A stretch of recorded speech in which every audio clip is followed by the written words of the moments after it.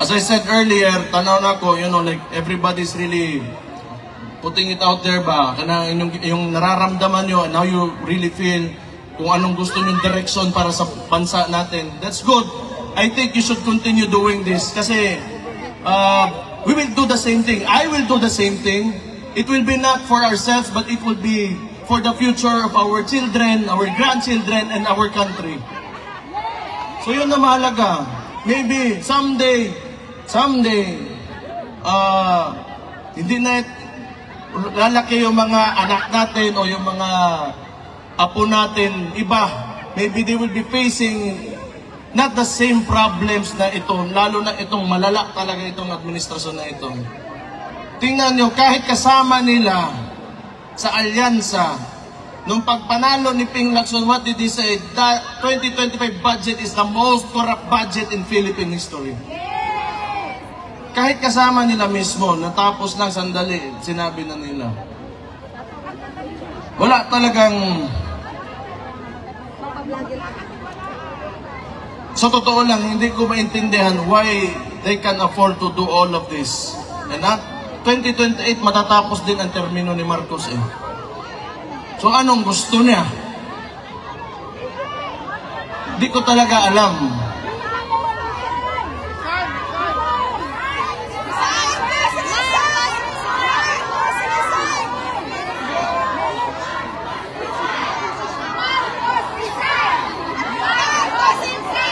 Sana nga talaga.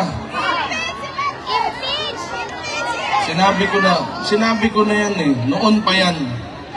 Last year, nung nagsimula to lahat, nakita ko na talaga.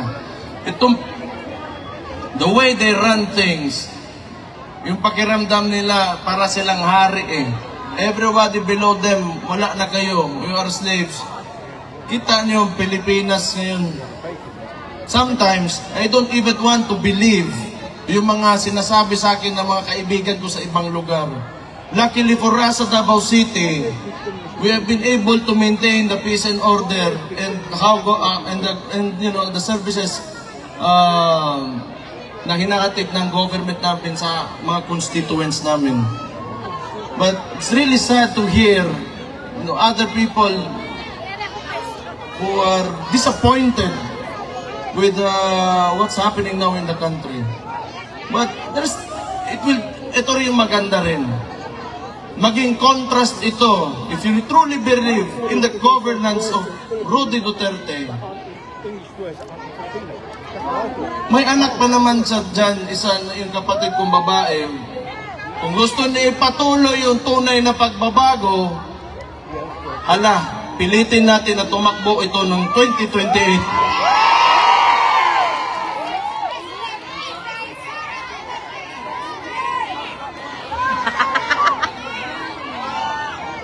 Ano tingin nyo? 2028, Sara Duterte for President. Magaling. Yes!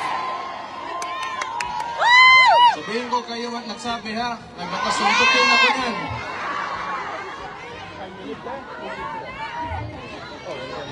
Pero ito yung gamitin talaga natin, na experience natin when the government fails its people. Ito yung best example talaga, itong gobyerno talaga na ito. Kahit man lang sa puro kalokohan talaga. Kahit press release, kalokohan, puro kasinungalingan, puro politics. Wala kayong makita bagong tulay ngayon. Wala kayong makita, ewan ko na lang. But anyway, ayoko na magsalita masyado ng sobra pa nito. I'm just happy to be here, to see all of you, and sa mga lahat ng nakikinig ng mga OFW na sa ibang bansa ngayon. Alam ko malakas talaga ang suporta ni Papa galing sa mga OFW natin. Salamat, kaayos niyong tanan. Sayaw muna, sayaw! Sayaw! Sayaw daw sa sir! Sayaw! Sayaw! Dili kabayran ang kuan. Suporta nga nyo kinapakita. So, on my part, bilang anak ni Rudy Duterte, I will look for a way and I will fight for you back in the Philippines when I go back there. may 3 taon pa, hindi nila ako natakot for the first 3 years. And I'm sure hindi nila ako matatakot for the next 3 years. Malabo yan. Malabo yan. Kay mga pisot sila, buisit ang mga tawanan na.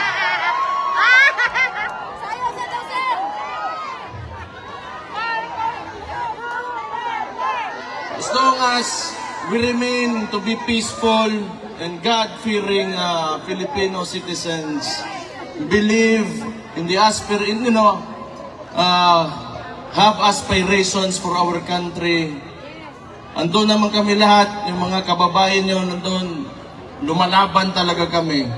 Lahat naman tayo, ang problema lang talaga sa Pilipinas because of very centralized government, yung mga nasa taas, may mga posisyon, yung mga matagal na political dynasties, gusto ng ganun because they can maintain their power.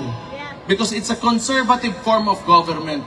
Kasi pag naging progresibo tayo, threatened yung mga positions nila. Gusto kasi nila ituturo lang sa presidente sino malalagay, ganon. Government ngayon is not based on merit, but tingnan nyo. Ano nangyari?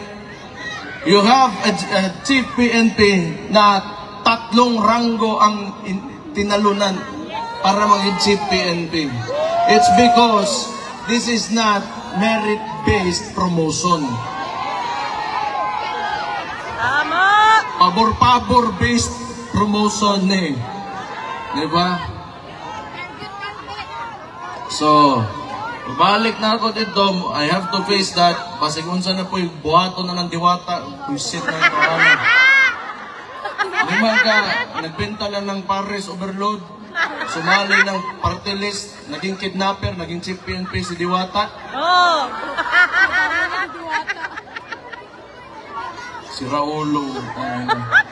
Pero alam nyo, tingin ko, pag magkuha yan ng neuro exam, di yan makapasar. Buang talaga yan. No, nobody in their right mind would do what he did. Yung sinakay na si PRT sa aeroplano because he is a police officer. He knows the due process. Kung nag-iisip talaga yon, kung sakto yung utak niyan, tingnan, bagsak sa neuro yan. Sigurado ako. Along the way, may bakukang na may suod sa utok, ana ba? Makakaon siguro, panos nga, pansit.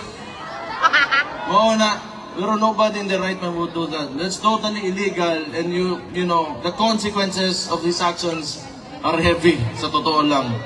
But we have a government who doesn't seem to know what the Constitution is. Anyway, human naman ang istorya. Gusto ko kuhan. Ipaniod to na karon. Sa inyong tanan, mga gwapa o gwapo diha. Oh, naniwala naman kayo. Mabuhay kayong lahat. Mabuhay ang OFWs. Mabuhay ang Pilipinas. Mabuhay!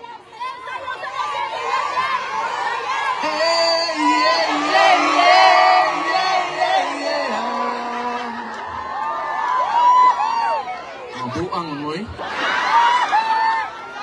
Pero salamat kayo It really means a lot sa family.